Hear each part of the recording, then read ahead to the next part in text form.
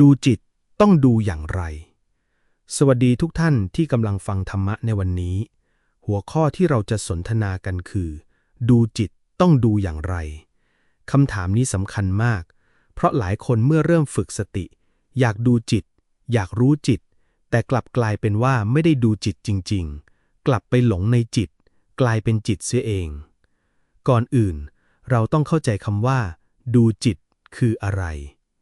คำว่าดูจิตหมายถึงการมีสติรู้เท่าทันอาการของจิตที่กำลังปรากฏเช่นจิตกำลังโกรธจิตกำลังฟุ้งจิตกำลังสงบจิตกำลังอยากหรือไม่อยากแต่ที่สำคัญคือรู้เท่าทันอย่างที่มันเป็นไม่เข้าไปเป็นผู้โกรธไม่เป็นผู้ฟุ้งซ่านแต่เห็นว่าความโกรธเกิดขึ้นแล้วก็ดับไปนั่นคือเห็นจิตไม่ใช่เป็นจิตแต่ปัญหาคือส่วนใหญ่เวลาเราพูดว่ารู้จิตหรือดูจิตเรากลับไปเพ่งจิตไปพยายามควบคุมจิตให้นิ่งหรือไปปรุงแต่งให้จิตดีจิตสงบซึ่งนั่นไม่ใช่การดูจิตแต่มันคือการเข้าไปแทรกแซงจิตหรือแม้แต่ไปเป็นจิตเสียเองยกตัวอย่างให้เห็นง่ายๆลองนึกดูว่าจู่ๆมีเสียงดังขึ้นคุณสะดุ้งแล้วรู้ตัวทันว่าโอ้จิตตกใจตอนนั้นคุณไม่ได้ตั้งใจดูแต่มันรู้ขึ้นมาเองว่าตกใจนี่แหละคือความรู้สึกตัวที่แท้จริงไม่ใช่การเพ่งไม่ใช่การคิดมันคือสติที่เห็นตามจริงว่าจิตมีอาการอะไรแล้วรู้เท่าทันแบบไม่แทรกแซงวิธีการดูจิตที่ถูกต้องจึงมีหลักง่ายๆดังนี้ 1. อยู่กับกายก่อนถ้ายังไม่ชำนาญกำลังสติเราอย่างน้อยอย่าเพิ่งดูจิตโดยตรงเพราะจิตละเอียดกายหยาบการรู้กายเช่นรู้ลมหายใจรู้การเดินการยืนการนั่งจะช่วยให้เราไม่หลุดเข้าไปในจิตโดยไม่รู้ตัวการรู้กายเป็นเหมือนสมอที่ยึดเราไม่ให้หลงไม่ให้ไหลเข้าไปในความคิด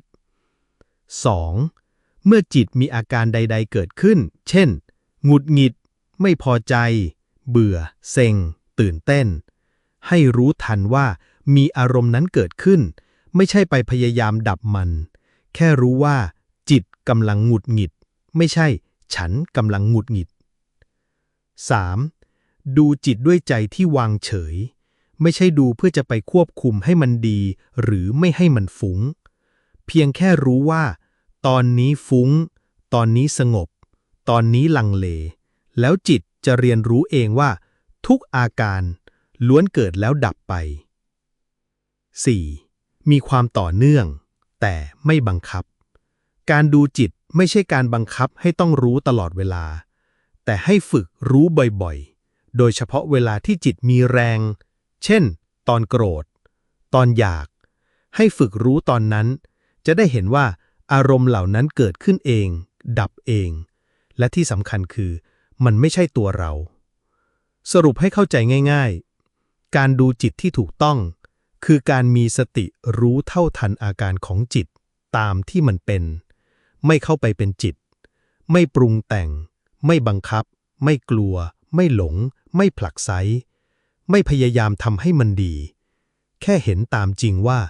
จิตมีสุขจิตมีทุกข์จิตมีอยากจิตมีเบื่อ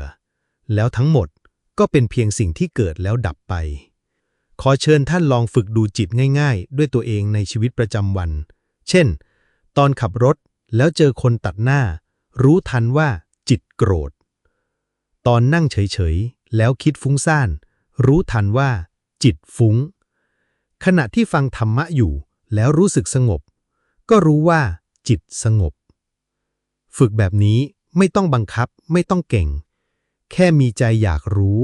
และพร้อมจะซื่อสัตย์กับสิ่งที่เกิดขึ้นวันหนึ่งจิตจะเผยความจริงออกมาให้เราเห็นว่า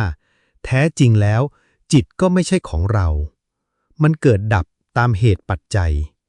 และเมื่อรู้แจ้งอย่างนี้บ่อยๆจิตจะค่อยๆพ้นทุกข์เองธรรมะไม่ใช่ของลึกลับซับซ้อนแต่คือการรู้สิ่งที่กำลังเกิดขึ้นในใจอย่างตรงไปตรงมาไม่มีการหลอกตัวเองและไม่มีความปรุงแต่งนั่นแหละ คือทางสู่ความหลุดพ้นดูจิตอย่างถูกต้องคือไม่เข้าไปเป็น ไม่เข้าไปปรุง แค่รู้แล้วปล่อย ขอให้ทุกท่านมีสติ มีปัญญา และเข้าถึงความสงบเย็นจากภายในครับ หากท่านผู้ฟังสนใจจะฟังธรรมะเรื่องไหน ในพุทธศาสนา เขียนคอมเมนต์ไว้ท้ายคลิปเลยนะครับ เดี๋ยวจะพยายามค้นหามาเล่าให้ผู้ฟังได้รับฟังนะครับ